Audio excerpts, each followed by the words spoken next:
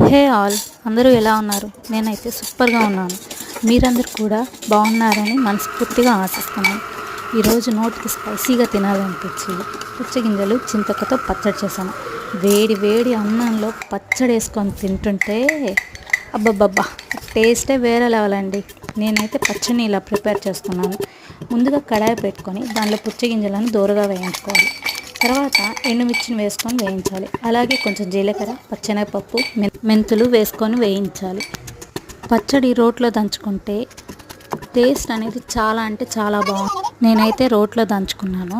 ముందుగా పుచ్చగింజలు, ఉప్పు, పచ్చెనగపప్పు, మెంతులు, జీలకర్ర దంచాను. తర్వాత ఎండుమిర్చిని దంచాను. తర్వాత ఒక ఉల్లిపాయ వేసుకొని దంచుకున్నాను. తర్వాత చింతకు కొంచెం మీగడ వేసుకొని దంచుకున్నానండి. దానివల్ల బాగా టేస్ట్ ఉంటుంది చట్నీ. తర్వాత తాలింపు పెట్టుకున్నానండి. పచ్చడి బాగా వచ్చింది. మీకు కనుక నచ్చినట్లయితే షేర్ చేయండి, లైక్ చేయండి, సబ్స్క్రైబ్ మాత్రం తప్పకుండా చేసుకోండి. Thanks for watching.